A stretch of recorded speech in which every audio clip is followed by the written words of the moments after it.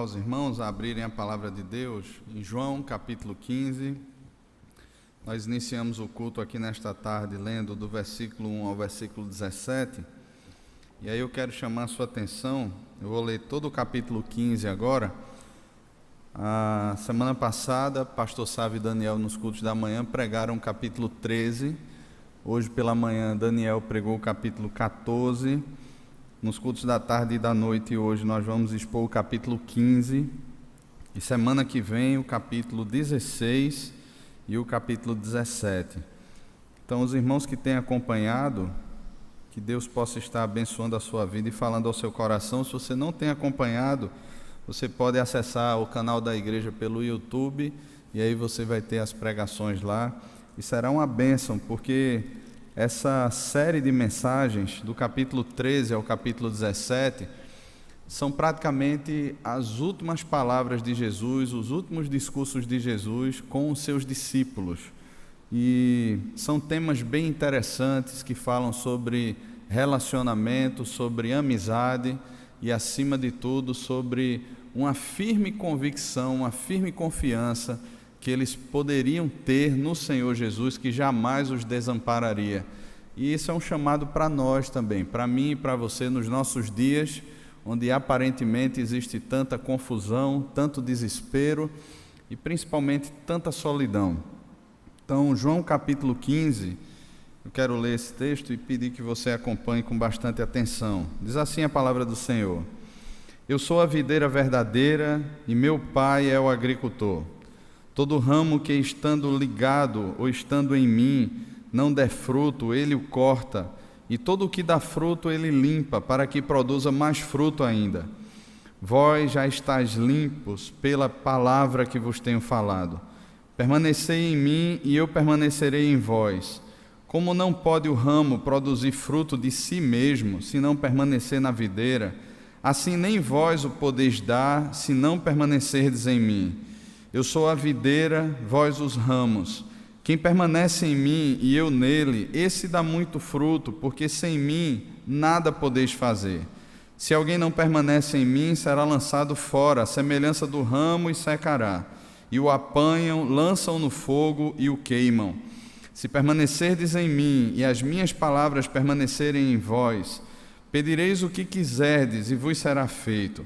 Nisto é glorificado meu Pai, em que deis muito fruto, e assim vos tornareis meus discípulos. Como o Pai me amou, também eu vos amei. Permanecei no meu amor. Se guardardes os meus mandamentos, permanecereis no meu amor. Assim como também eu tenho guardado os mandamentos de meu Pai, e no seu amor permaneço. Tenho-vos dito essas coisas para que o meu gozo esteja em vós e o vosso gozo seja completo. O meu mandamento é este, que vos ameis uns aos outros, assim como eu vos amei. Ninguém tem maior amor do que este, de dar a alguém a própria vida em favor dos seus amigos. Vós sois meus amigos, se fazeis o que vos mando. Já não vos chamo servos, porque o servo não sabe o que faz o seu senhor. Mas tenho-vos chamado amigos, porque tudo quanto ouvi de meu Pai vos tenho dado a conhecer. Não fostes vós que me escolhestes a mim, pelo contrário, eu vos escolhi a vós outros e vos designei para que vades e deis fruto, e o vosso fruto permaneça, a fim de que tudo quanto pedirdes ao meu Pai em meu nome, Ele vos conceda. Isto vos mando, que vos ameis uns aos outros. Se o mundo vos odeia, sabeis que, primeiro do que a vós outros, me odiou a mim. Se vós fosseis do mundo, o mundo amaria o que era seu. Como todavia não sois do mundo, pelo contrário, dele vos escolhi, por isso o mundo vos odeia. Lembrai-vos da palavra que eu vos disse: não é o servo maior do que o seu senhor. Se me perseguiram a mim, também perseguirão a vós outros. Se guardaram a minha palavra, também guardarão a vossa. Tudo isso, porém, vos farão por causa do meu nome, porquanto não conhecem aquele que me enviou. Se eu não viera, nem lhes houvera falado, pecado não teriam, mas agora não tem desculpa do seu pecado. Quem me odeia, odeia também a meu Pai. Se eu não tivesse feito entre eles tais obras, quais nenhum outro fez, pecado não teriam. Mas agora não somente têm eles visto, mas também odiado, tanto a mim como a meu Pai. Isto, porém, é para que se cumpra a palavra escrita na sua lei: odiaram-me sem motivo. Quando, porém, vier o Consolador, que eu vos enviarei da parte do Pai, o Espírito da verdade, que dele procede, esse dará testemunho de mim, e vós também testemunhareis, porque estais comigo desde o princípio. Amém. Vamos orar, irmãos. Pai, temos aberta diante de nós a Tua palavra, Pai. Tua palavra que é suficiente, que é autoritativa, que é regra de fé e de prática para a nossa vida. Senhor, nós Te louvamos por ela, Pai. Pedimos, Pai, que o Senhor ministre a Tua palavra ao nosso coração. Que por meio do Teu Espírito, Pai, o Senhor venha a quebrar tudo aquilo que de alguma forma está erguido dentro do nosso coração, tudo aquilo que de alguma forma serve como fundamento do nosso coração, porém que não é Teu. Que o Senhor quebre, que o Senhor construa bases sólidas, fincadas na Tua palavra. No nome de Jesus. Amém.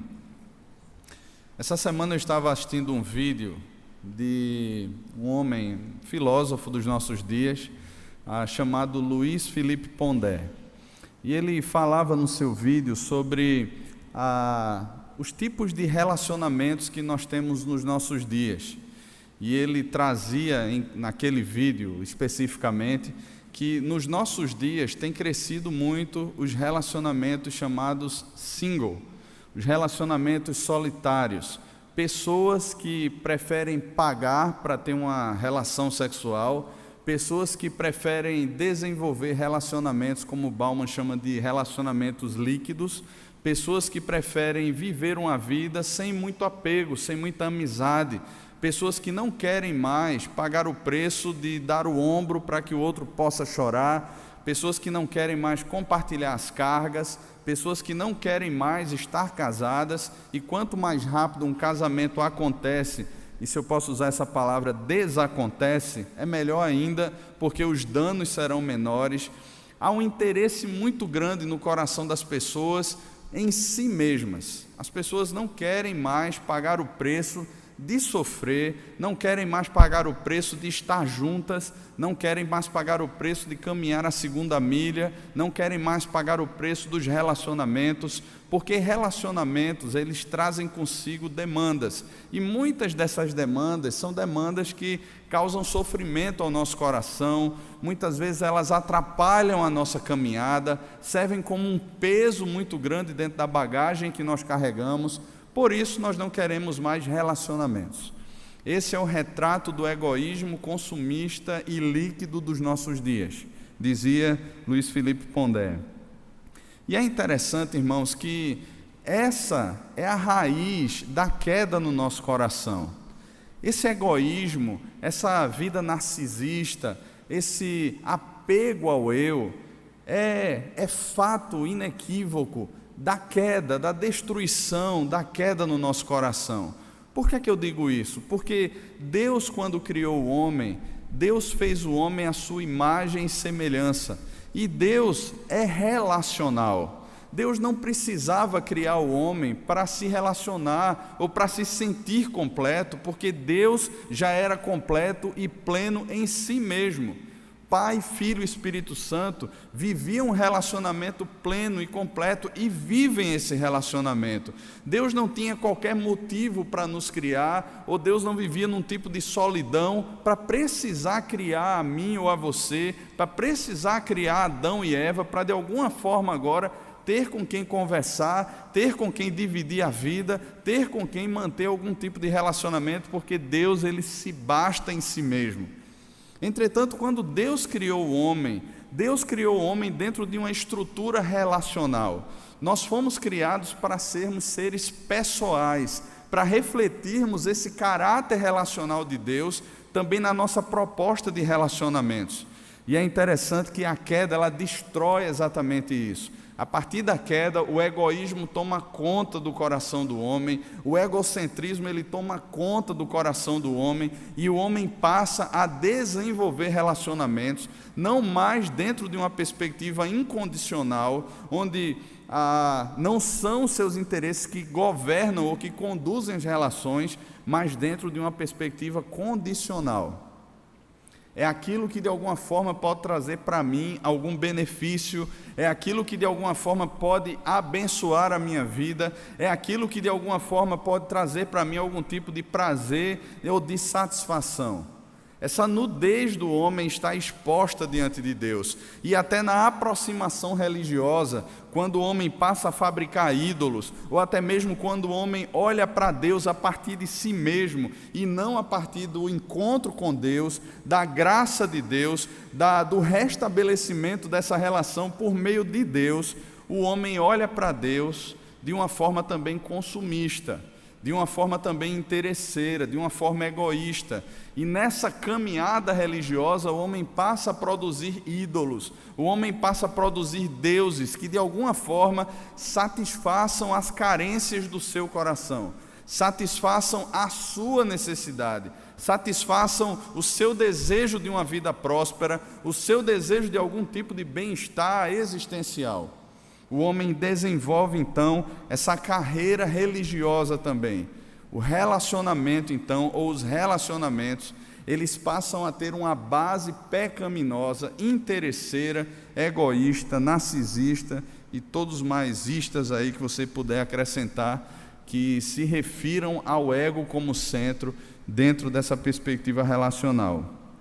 Ok, vivemos dentro dessa estrutura. Para os irmãos terem uma ideia, quando nós chegamos em Gênesis, no capítulo 11, nós tratamos sobre isso na temporada de acampamento agora, nós encontramos ali o cenário de Babel.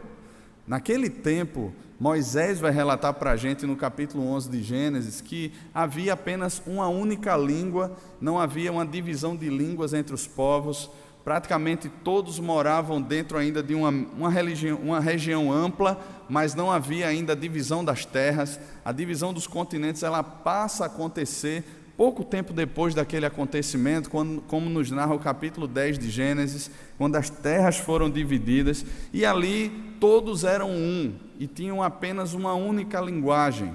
E quando esses homens se reúnem, eles dizem, olha, vamos construir uma cidade, e dentro dessa cidade nós vamos construir uma torre, cujo seu topo chegue até os céus, e o nosso nome vai então ser célebre, o nosso nome vai ser celebrado entre as pessoas, e nós não seremos espalhados por toda a terra. Há uma tentativa redentiva, entre aspas, aí, no coração do homem, de permanecer juntos. Há uma tentativa no coração do homem em não ser espalhado. Só que Deus sabe que relacionamentos que são desenvolvidos, vida com vida que é desenvolvida sem Cristo, sem esse relacionamento com Deus, sem usar Deus como referência positiva dentro desses relacionamentos, eles se tornam uma verdadeira carnificina. Eles se tornam uma verdadeira exaustão por conta desse devorar um ao outro. Os homens eles se tornam como uma espécie de sanguessuga, onde eles querem puxar do outro aquilo que de alguma forma vai satisfazer o próprio ego, o próprio coração. Eles não têm um altruísmo intrínseco, não é algo que está nele se relacionar pensando no outro. Quando ele pensa no outro, quando ele quer fazer alguma coisa pelo outro, ele não está visando o outro como fim, ou a glória de Deus nesse processo, mas ele visa si mesmo. Por exemplo, já ouvi de muitos casais a seguinte expressão: olha, eu descobri uma coisa, que para eu conseguir algo mais da minha esposa, uma atenção diferenciada, ou de repente um sorriso, eu preciso fazer algumas tarefas. Eu não estou dizendo que isso é errado não, irmãos, fazer algumas tarefas dentro de casa, mas o interesse não é exclusivamente o bem-estar da esposa, mas eu vou fazer isso para que ela, a intenção é outra por trás, para que ela me beneficie de alguma forma depois, para que ela dê aquilo que eu quero depois. Esse é o tipo de relacionamento desenvolvido a partir de Babel. Esse é o tipo do relacionamento desenvolvido na queda, onde nós usamos os outros como escada para que o nosso nome seja célebre, para que as pessoas olhem para o nosso nome e de alguma forma nos deem a glória que achamos merecer. Quando nós encontramos Jesus aqui, a partir do capítulo 13, nós vemos Jesus num cenário muito difícil, não é um cenário fácil. Jesus está se reunindo ali com seus discípulos, provavelmente aí 2 anos e meio para 3 anos já de caminhada, homens que comeram junto com Jesus, que dormiram próximos a Jesus, que passaram o dia convivendo com Jesus, homens que desenvolveram um relacionamento íntimo com Jesus, muito próximo, olho no olho, caminhando juntos, sentindo o cheiro um do outro, percebendo as palavras, absorvendo a cosmovisão de Jesus e, acima de tudo, conhecendo o Pai por meio de Cristo. Esses homens agora estão dentro dessa fase final, dessa caminhada próxima com Jesus. E Jesus tem consolado o coração dos seus amigos. Jesus tem consolado o coração desses homens e tem prometido a esses homens aquilo que já estava nos desígnios do Pai: vocês não ficarão sozinhos. Não deixe que o seu coração seja tomado por perturbações, não deixe que o seu coração seja tomado por preocupações, vocês não ficarão sozinhos. Vocês estão comigo, mas o Espírito da promessa habitará em vós.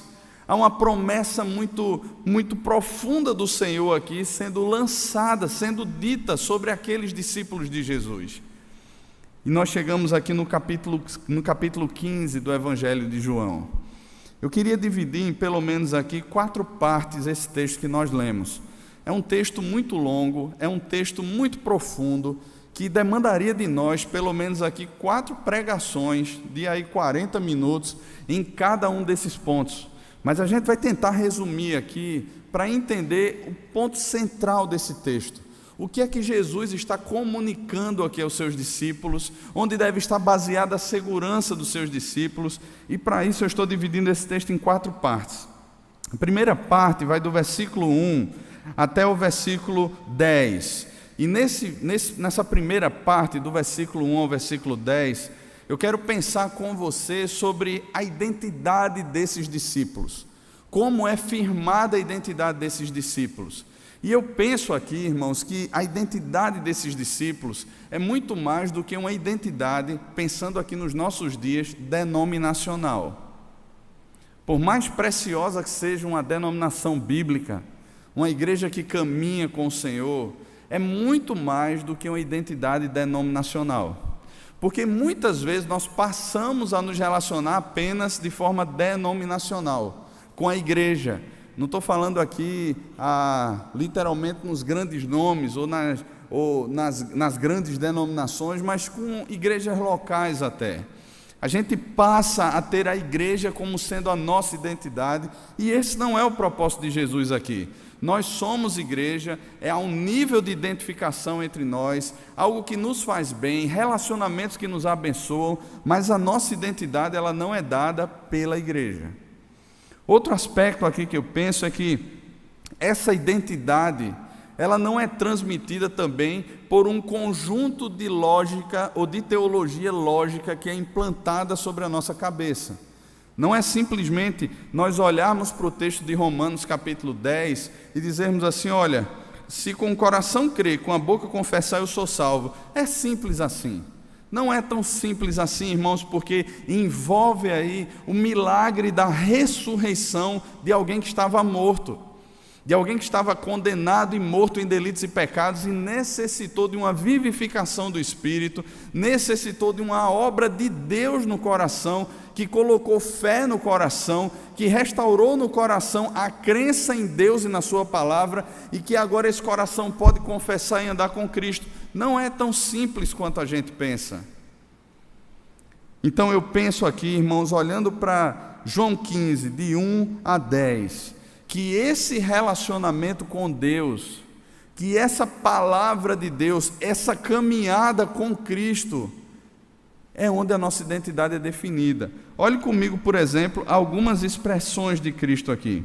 Ele primeiro afirma que ele é a videira verdadeira e o Pai, Deus Pai, é o agricultor. E que todo ramo que estando ligado nele não der fruto, ele corta. Existem algumas discussões aqui sobre esse texto, porque aparentemente como é que eu posso estar ligado a Cristo e posso ser cortado? E depois no versículo 7, ou melhor, no versículo 6, ele vai dizer que a semelhança do ramo, ele secará, apanham e lançam no fogo para queimá-lo. Isso aqui é uma sentença condenatória. Eu estava lendo o comentário de William Hendrickson e ele fala algo muito interessante sobre isso. Dentre as várias discussões que existem nesse texto, para mim a dele é a mais clara nesse sentido. E ele vai dizer que literalmente eram pessoas como Judas Iscariotes, que de alguma forma se relacionavam com o Senhor Jesus, que estavam perto do Senhor Jesus, mas não eram discípulos de verdade. Era aquilo que Hebreus fala. Estavam meio que entre nós, mas se apartaram, eles foram embora, e agora é impossível que sejam restaurados a esse mesmo estado. Eram pessoas, ou são pessoas que de repente, elas se adequam dentro de uma igreja local, elas desenvolvem alguns relacionamentos, elas têm um senso de valor ali, elas gostam de pertencer àquele local, mas elas não são discípulos de Cristo. Elas não se relacionam de fato com o Senhor. Para elas é sempre um peso quando se fala em vida devocional, para elas é sempre um fardo quando se fala em relacionamento com Cristo, porque elas não conhecem o Senhor. Talvez elas conheçam um conjunto lógico de teologias que está implantada na mente dela e ela goste disso. Talvez ela conheça alguma coisa sobre o desenvolvimento de ministérios e ela até participe disso, mas não há paixão no coração, não há vida com Cristo, não há vida de oração, não há meditação na palavra de Deus, não há apego pelo Senhor. São ramos que não produzem frutos. Eles são cortados e a sentença condenatória que vem sobre eles é: eles são lançados no fogo. Mas Jesus fala de outros ramos que eles produzem frutos e que esses o Pai não corta, Ele limpa esses ramos, é um processo de poda desses ramos para que eles passem a dar mais fruto ainda. E eu creio que frutos aqui, quando ele fala, são frutos do Espírito, aqueles que Paulo, ele cita lá em Gálatas no capítulo 5, longanimidade, amor, perseverança, domínio próprio, e onde ele afirma que contra essas coisas não há lei. A gente percebe que os frutos do Espírito, ou o fruto do Espírito, que Paulo fala lá em Gálatas capítulo 5, todos eles, irmãos, eles dizem respeito a relacionamentos. Todos eles. Se você pegar cada fruto do Espírito que é descrito lá em Gálatas capítulo 5, você vai perceber que eles se aplicam dentro de uma estrutura relacional. E os frutos, ou o fruto que Jesus está falando aqui, ele não está dentro de uma outra estrutura, senão essa estrutura relacional também. Principalmente porque Jesus vai usar várias vezes a expressão permanecei em mim, se permanecerdes em mim. E toda essa estrutura que Jesus usa em mim, ela diz respeito a um relacionamento de intimidade com Deus. Até porque, para que o ramo ele dê fruto, ele precisa estar ligado à videira. E a seiva da videira, ela corre pelos ramos, fazendo com que ele frutifique. Logo, é necessário esse relacionamento íntimo, é necessário essa ligação com a videira para que a gente possa, de fato, frutificar. Para que a gente possa expressar aquilo que faz parte do caráter de Deus, assim como era em Gênesis capítulo 1 e capítulo 2, antes da queda, onde o homem, ele refletia a Deus de forma positiva aqui nesse mundo, onde o homem não vivia segundo os seus próprios interesses, onde o homem refletia o caráter de Deus por meio desse relacionamento com Deus. Porque não havia o rompimento, não havia a queda, o homem estava tão ligado a Deus que o homem não tinha outro interesse, não tinha outra ambição a não ser o próprio Deus. E nessa caminhada íntima com Deus, o homem passava a expressar a vontade de Deus, a bondade de Deus, o amor de Deus, a justiça de Deus, Todos os atributos que Deus comunicou ao homem, eles se expressavam agora dentro dos mandatos da criação, no relacionamento com a sua esposa, futuramente com os seus filhos, no relacionamento do trabalho, no desenvolvimento de cultura, em todas as produções ou em todos os relacionamentos do homem, a vida com Deus seria refletida. E a glória de Deus seria percebida de forma muito clara na coroa da sua criação, em tudo aquilo que o homem desenvolvia dentro do cenário da criação. Então Jesus faz questão de dizer, por diversas vezes, permaneçam em mim, a minha palavra permanece em vós, é dentro desse contexto de relacionamento. O alvo de Cristo, então, nessa nossa reconexão com Deus, é fazer que, pelo tomar a cruz, negarmos a nós mesmos e segui-lo, a gente passe agora a expressar, dentro da criação, dentro dos nossos relacionamentos, a vontade, a glória de Cristo. A vida de Cristo sendo expressa agora de forma muito clara por meio dos nossos relacionamentos. E ele vai dizer no versículo 8: nisto é glorificado meu Pai, em que deis muito fruto, e assim vos tornareis meus discípulos. Irmãos, eu acho linda essa expressão, e pensando aqui que do 13 ao 17 faz parte praticamente dessas palavras de despedida de Jesus, e talvez aí dentro de suas partes, de um sermão único que Jesus está pregando, quando nós chegamos no capítulo 17, nós vamos ver de forma muito clara o Senhor Jesus dizendo que o mundo conhece quem nós somos por causa do amor que temos uns para com os outros. E esse é um desenvolvimento relacional, irmãos. O mesmo João que escreveu esse evangelho, no capítulo 4 da sua primeira carta, ele vai dizer algo muito grave. Ele vai dizer que se nós dizemos conhecer a Deus e não amamos o nosso irmão, nós somos mentirosos e a palavra de Deus não está em nós. É por meio dos nossos relacionamentos. Quando nós enxergamos Atos no capítulo 2, por exemplo, nós percebemos ali esse início, nessa caminhada daquela igreja lá no meio de Jerusalém. O que caía, o que chamava a atenção do povo, e Lucas vai narrar isso para a gente. Lucas vai dizer, caindo na simpatia de todo o povo, acrescentava o Senhor dia a dia a igrejas que iam sendo salvos. Irmãos, aquela vida, aquela comunhão, aquele relacionamento que havia entre os irmãos, partir do pão, meditação na palavra, nas orações, de casa em casa, tudo aquilo que havia, que estava presente em verdade, em integridade, na vida da igreja, caía na simpatia de todo o povo. Era como se o mundo estivesse olhando para a igreja e dizendo assim, rapaz, o que é isso? Que gente é essa? Que povo é esse? Que tipo de relacionamento é esse que eles conseguem desenvolver? Sabe por quê, irmãos? Qualquer filósofo, qualquer sociólogo que não conheça Deus, ele pode até trazer afirmações acertadas sobre o que esse mundo tem vivido. Ele pode, como Luiz Felipe Pondé, ou como Zygmunt Bauman, ou tantos outros, trazerem percepções certas, mas eles não têm a resposta, eles não têm a solução. Muito que eles conseguem fazer é alertar ou chamar a atenção da sociedade a de que de repente nós precisamos desenvolver aquele relacionamento de sentar na calçada de casa, de conversar mais com as pessoas, ou de repente ter mais círculos de amizades, só que isso não resolve os nossos problemas. Isso não resolve o problema da humanidade.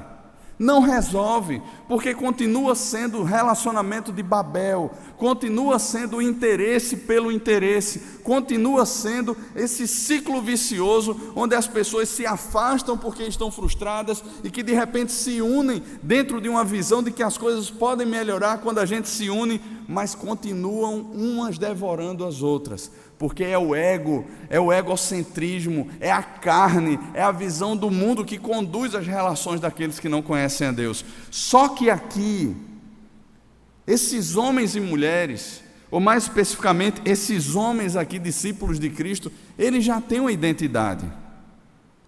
A identidade deles não é definida pelas demandas sociais.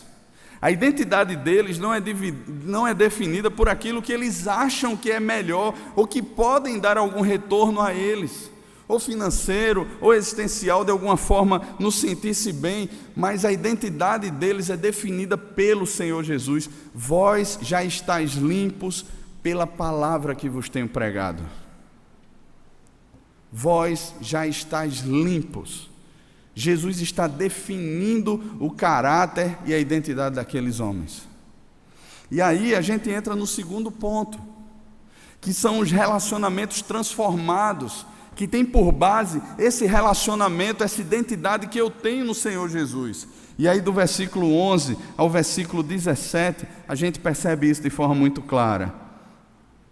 Tenho-vos dito essas coisas, para que o meu gozo esteja em vós e o vosso gozo seja completo. Veja só. Aquilo que o mundo tanto anseia, essa tal felicidade que tanto se prega, essa tal justiça social que tanto se prega, esse tal amor incondicional que tanto se prega aí fora, mas não se alcança. Essa semana eu conversava com um adolescente descrente. Ele diz assim: olha, eu creio no Deus que eu formo na minha mente.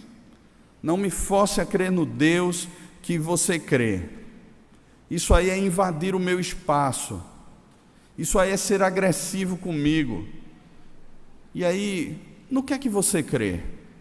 Eu creio no amor, eu creio na paz, eu creio na justiça. Nisso aí eu creio. Aí eu disse: são coisas muito bonitas mesmo. Porém, você encontra isso aí? Por onde você tem caminhado? As notícias que chegam até você têm trazido amor, paz, justiça, isso aí que você fala e que é tão bonito? Não. Por que não trazem? Como é que você pode acreditar em algo que não existe? Você está dizendo que eu creio num Deus que não existe, e eu quero dizer, você crê em filosofias que também não existem segundo aquilo que você está traçando como padrão. Onde é que está o amor? Onde é que está a justiça? Onde é que está a paz? Você sente paz no seu coração? Não. Você sente justiça no seu coração? Não. Você sente amor no seu coração? Por mais que você queira amar as pessoas, você consegue amar as pessoas sem interesse? Ele disse não. Disse, então é uma falácia isso que você crê. Imagina a crise do cara. Você tira o chão do cara agora, né? E diz assim: tá, tudo que eu creio é mentira, minha vida tem servido a mentira, isso e aquilo outro, e agora? E agora tem um campo prontinho para a pregação do Evangelho, não é verdade? Só que Jesus vai dizer que essa é uma escolha que quem faz é Ele. Eu creio que Deus pode estar de alguma forma querendo se revelar a esse jovem. Eu creio que de alguma forma Deus pode alcançar. Mas essa relação de amizade, ela é definida pelo Senhor Jesus. Então deixa eu dizer uma coisa aqui a você. Irmãos, se você, de alguma forma nós compreendemos essa amizade de Cristo, se de alguma forma nós conseguimos olhar para Ele, é porque Ele olhou para mim e para você primeiro. Era impossível a mim ou a você buscarmos qualquer tipo de amizade com Cristo, termos qualquer desejo de ter um relacionamento com Cristo, se Ele não buscasse a mim e a você primeiro. Permaneceríamos em Babel, permaneceríamos olhando para Ele como um tipo de Deus de consumo, que vai me dar pão e peixe, que vai trazer cura quando eu estiver leproso, que vai fazer isso ou aquilo, mas só. Enquanto que essa identidade, esse relacionamento que Cristo quer, é um relacionamento que nos torna amigos, e é exatamente esse relacionamento que nos completa, que sacia a sede do nosso coração, que satisfaz, que faz com que a nossa alegria, o nosso gozo seja completo, porque é nele. Não são nas estruturas, não são as pessoas, não são as coisas, não são bênçãos materiais, não é uma cura que eu estou tanto esperando, mas é nele que o meu gozo é completo, que a minha alegria é completa, e isso redireciona aqui os meus relacionamentos interpessoais, porque se eu estou satisfeito em Deus, se eu permaneço em Deus, e essa vida de Deus agora me satisfaz, eu não passo mais por conta dessa redenção que há no meu coração, a querer devorar as pessoas, a querer sugar as pessoas, porque eu já estou pleno, eu já estou completo, e eu posso viver o meu casamento, e eu posso viver as minhas relações interpessoais como relacionamentos íntegros, como relacionamentos redimidos, como relacionamentos verdadeiros. A minha esposa, os meus filhos, os meus amigos, eles não se tornam em objetos, em coisas descartáveis, porque o meu coração está satisfeito em Deus. A minha alegria em Deus, o meu gozo em Deus é completo, de modo, irmãos, que eu não quero mais devorar as pessoas, eu já estou satisfeito em Deus. E aí chega o mandamento do Senhor. O versículo 12, o Senhor Jesus vai dizer: por isso, sabendo agora quem vocês são, sabendo agora a identidade que vocês têm, eu vou dar o meu mandamento a vocês.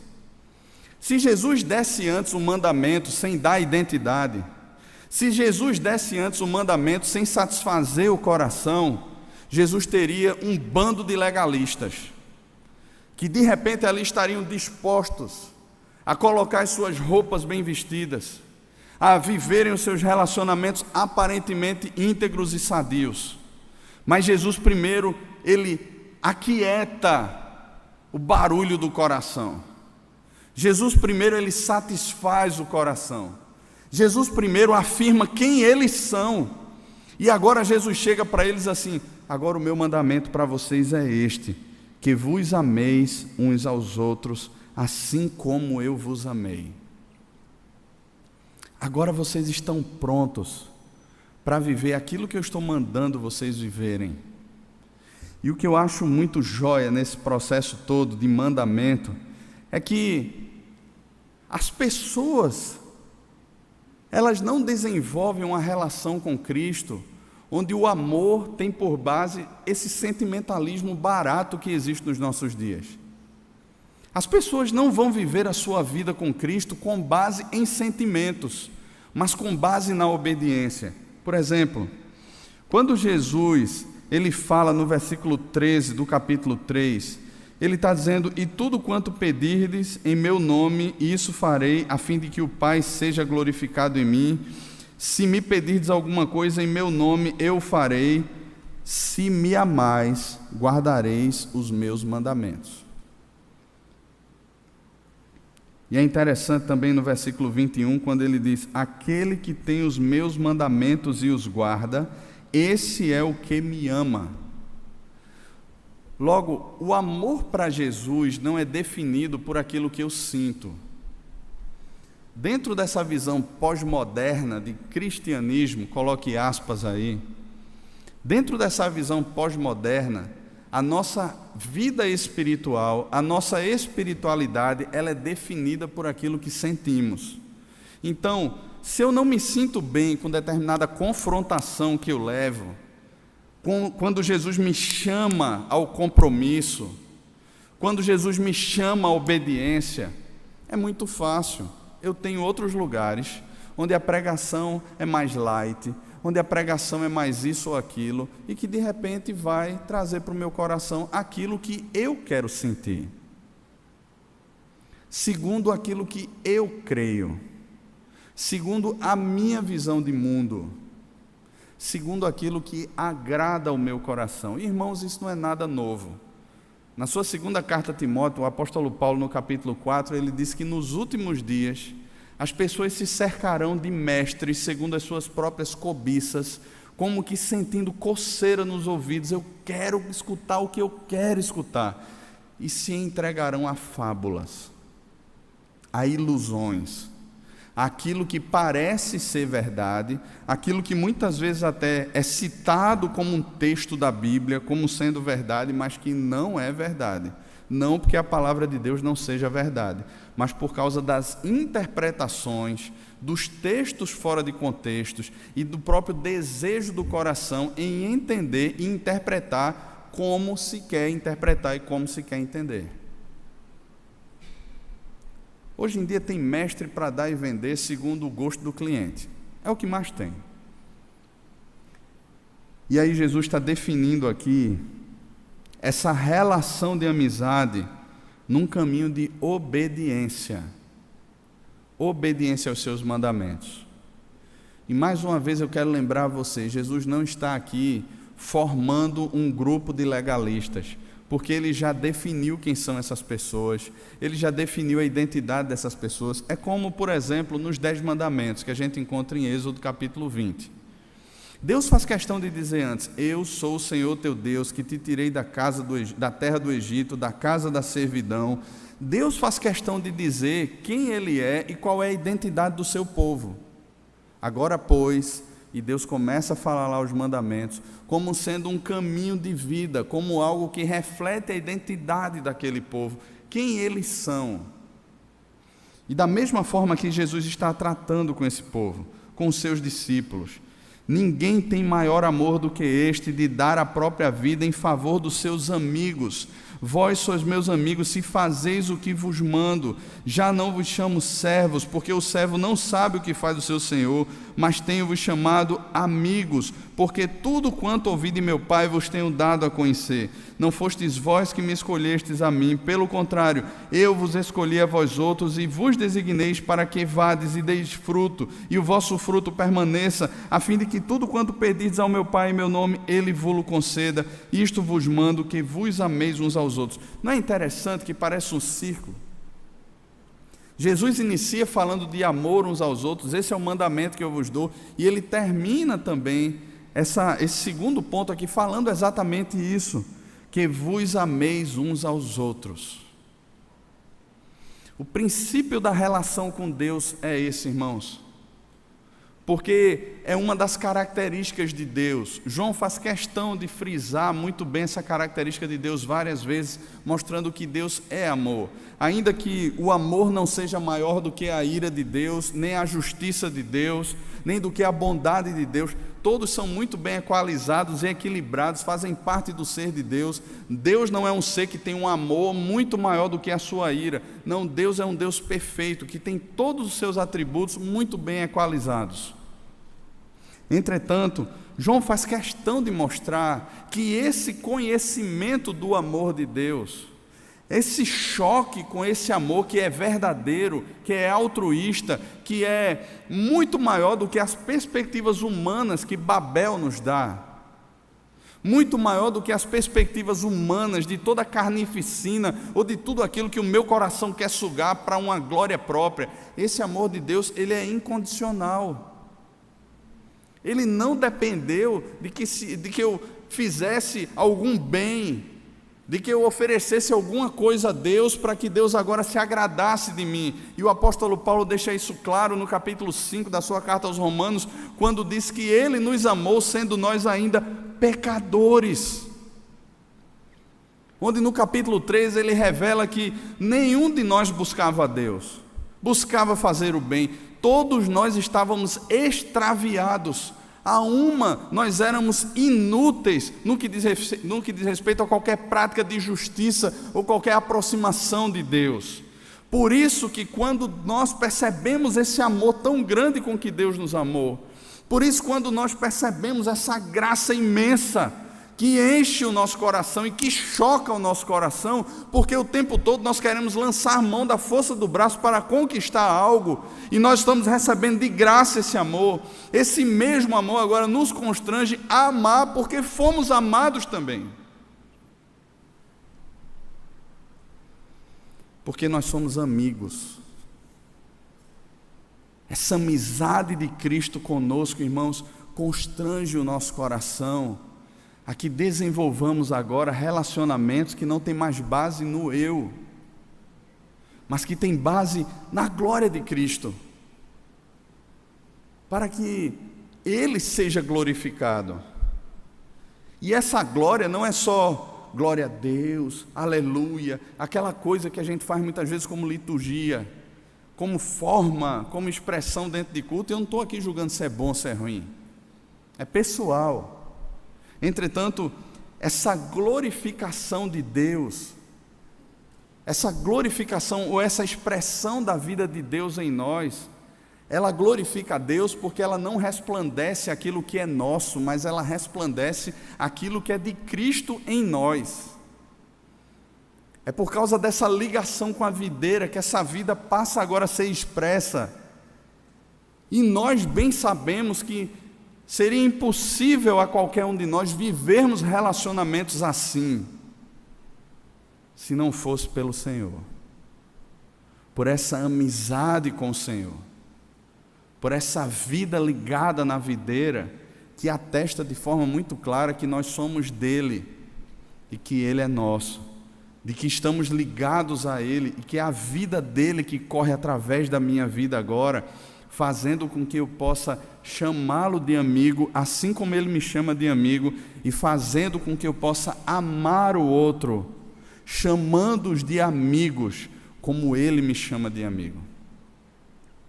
Me leva a relacionamentos íntegros, verdadeiros, que esse mundo não tem. Só aqueles que conhecem a Deus, irmãos. Existem expressões de amor no mundo, sim, existem, como resquícios da imagem de Deus no coração do homem. Porém, esses resquícios da imagem de Deus, eles são perturbados, manchados pelo pecado. E todo o caminho dele tende para uma glorificação própria. Mas quando nós conhecemos o verdadeiro amor, nós passamos a amar como ele nos amou, de forma íntegra, de forma incondicional. E aí existe uma reação. Do versículo 18 ao versículo 25, nós encontramos aqui a reação do mundo. Porque o mundo passa a odiar, porque o mundo também odiou a Cristo. Porque o mundo, a visão do mundo é conquistar esses relacionamentos, é conquistar a vida pela força do braço. O mundo não quer depender de Deus. O mundo não quer desenvolver os seus movimentos a partir de Deus, porém a parte de Deus. O que domina o coração desse mundo, que Paulo define lá na frente em Efésios no capítulo 2, que antes nós vivíamos segundo o curso desse mundo, mas que Jesus venceu o mundo e que por meio de Cristo nós podemos vencê-lo também. Entretanto, o que esse mundo quer é conquistar a vida por meio da força do braço.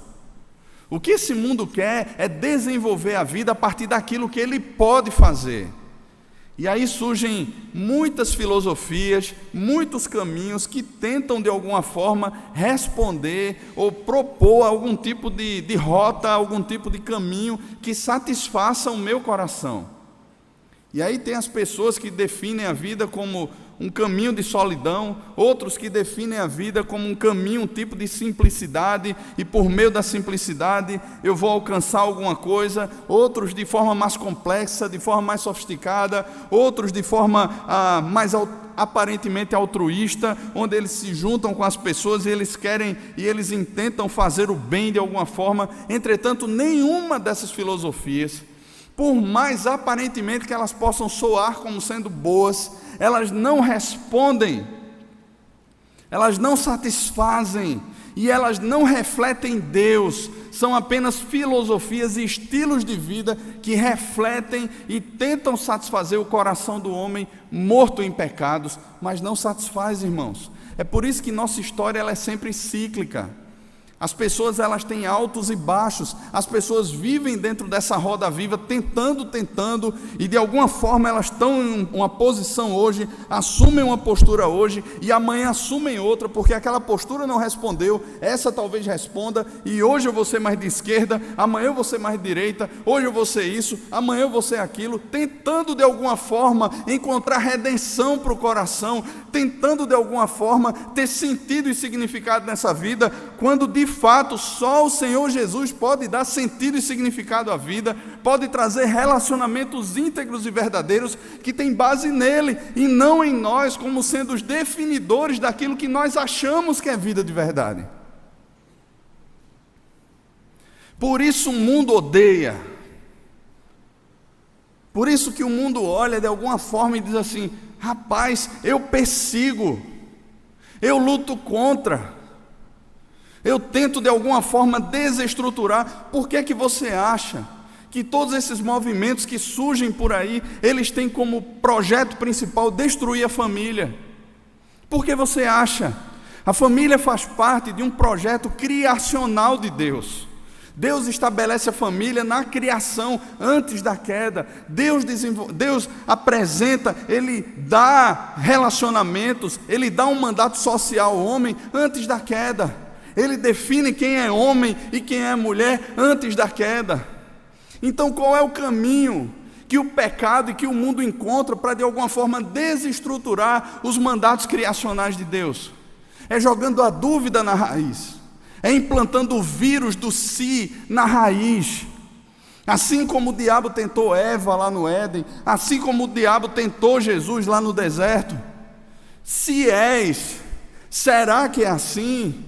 Mas olha, existe outra proposta. Siga o caminho do seu coração, você vai ser feliz. O que é que tem de mais? Olha, isso aí é uma proposta de libertação a você. Entretanto, irmãos, nós sabemos muito bem que são prisões que são lançadas sobre os homens, são fardos sobre fardos, porque o mundo odeia Cristo, porque o mundo odeia a sua palavra, porque o mundo odeia os discípulos de Cristo, porque Jesus diz lá em João 17, ainda que estejamos no mundo, nós não somos do mundo. Porque Pedro nos define como estrangeiros e peregrinos nesse mundo. Porque Ele foi nos preparar lugar, como diz aqui o capítulo 14 de João. Porque a nossa morada não é esse mundo.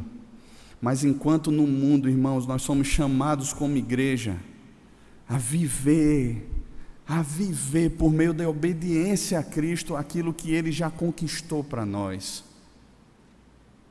Aquilo que Ele já conquistou para nós. E para finalizar, nós contamos com nada mais, nada menos que o Espírito Santo de Deus.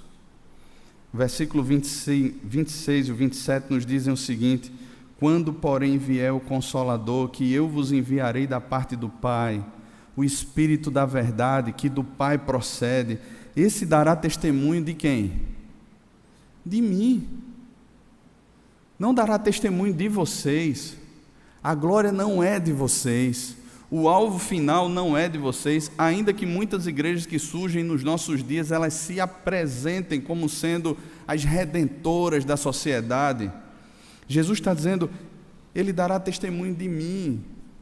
Não sou eu que sou revelado. É Cristo que é revelado em meio a tudo isso. É por isso que Ele vai dizer, não é o servo maior do que o seu Senhor. Se perseguiram a mim, perseguirão a vocês também, porque há essa ligação com Ele. E nós passamos a ser chamados de cristãos, não porque fomos batizados ou fizemos uma profissão de fé e agora somos considerados membros de uma denominação. Isso é massa demais quando há uma identidade real no nosso coração com Cristo.